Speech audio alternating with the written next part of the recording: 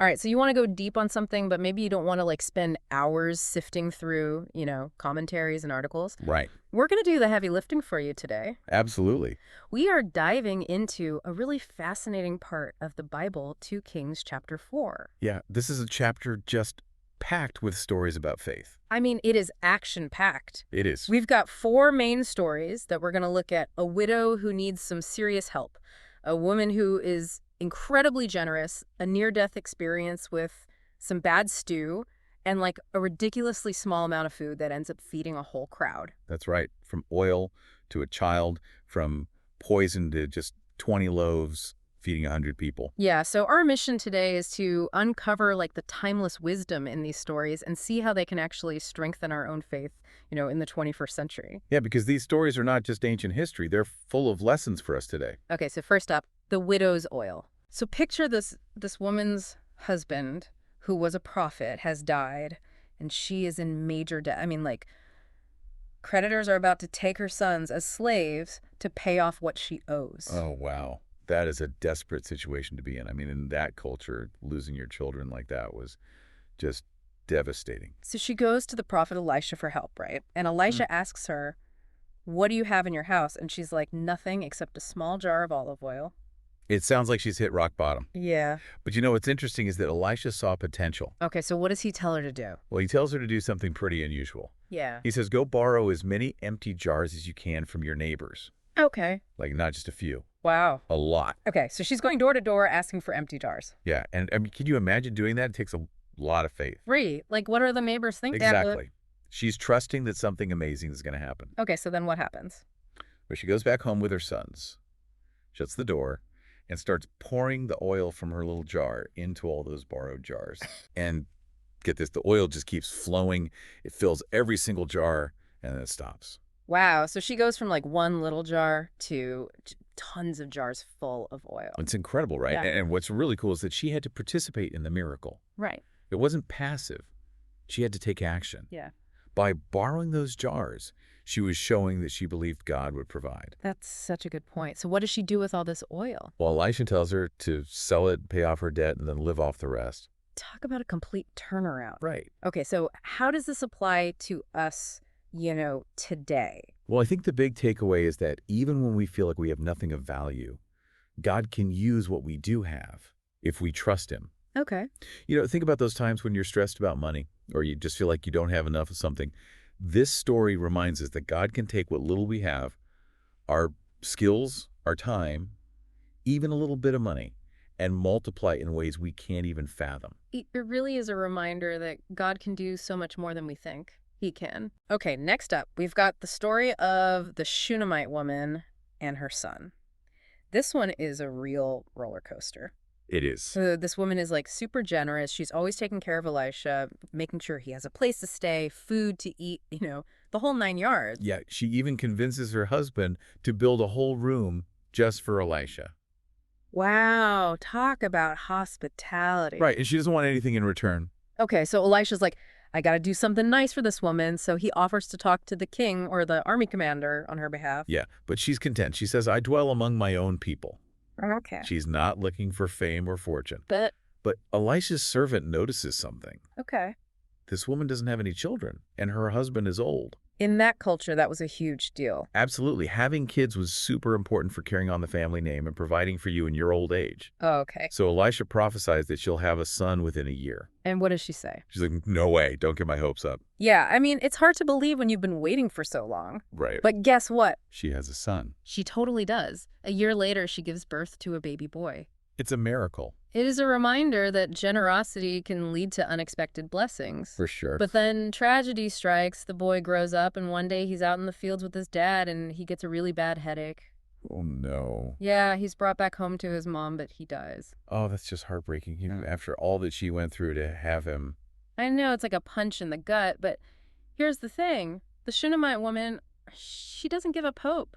What does she do? She takes her son's body, lays him on Elisha's bed, shuts the door, and goes straight to Mount Carmel to find Elisha. Wow, she's not messing around. No, her husband's like, where are you going? It's not a feast day or anything, and she just says it will be well. That's powerful. I know, right? Talk about faith in the face of impossible odds. She's determined to get to Elisha. So she finds Elisha and she falls at his feet. And even when Elisha's servant tries to get rid of her, Elisha can tell that she's in deep pain, and he tells his servant to leave her alone.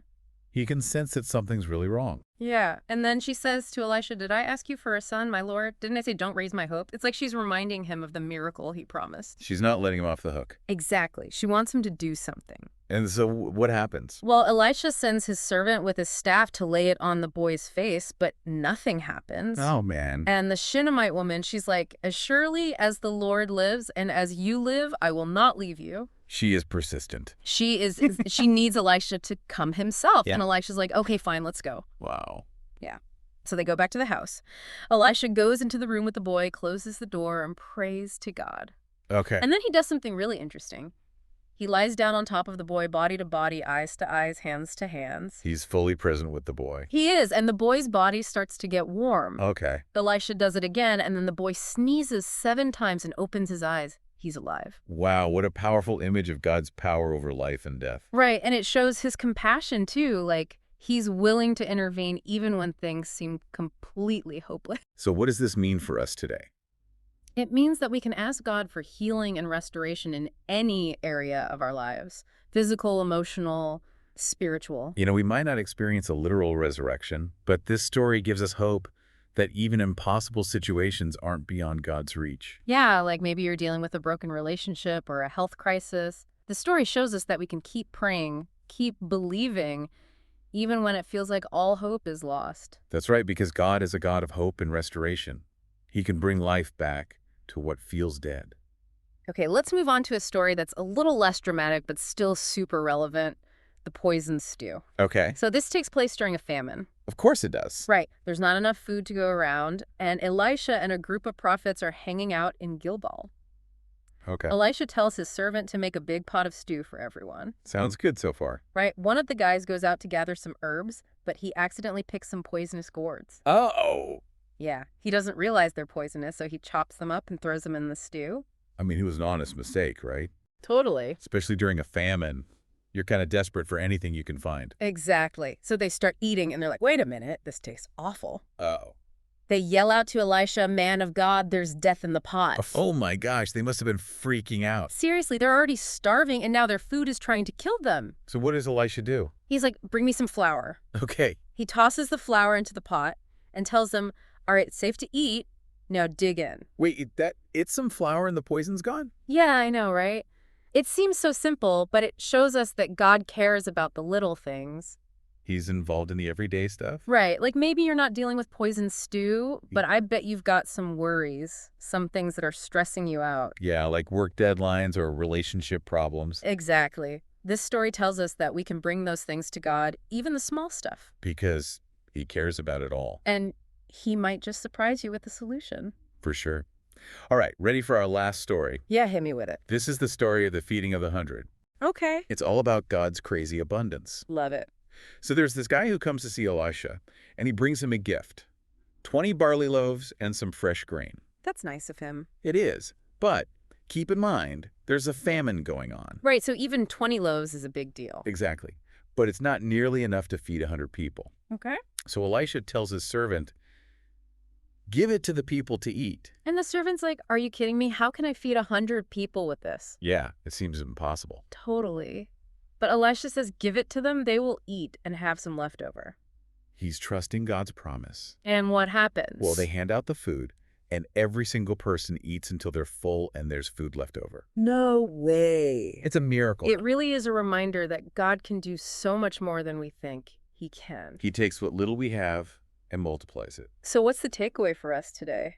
I think it's about trusting that God can take our small offerings and use them to do amazing things. Like maybe you feel like you don't have much to give. Right, your time, your talents, your money, whatever. This story tells us that when we offer what we have to God, no matter how small it seems, he can make it into something incredible. Absolutely.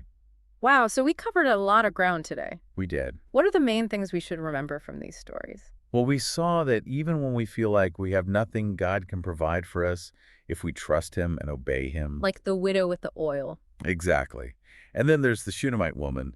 She shows us that generosity can lead to amazing blessings, and that even when things seem hopeless, God can restore what's been lost. Yeah, and we can't forget about the poison stew, a reminder that God cares about all our problems, even the small ones. And finally, the feeding of the hundred shows us that God can take our small offerings and multiply them to meet big needs. It's like he's saying, don't underestimate what I can do with what you give me. Right? These stories really are full of timeless wisdom. They are. They show us that God is compassionate, He's powerful, and He always provides for those who trust in Him. So here's a question for you to think about. Which of these stories speaks to you the most right now?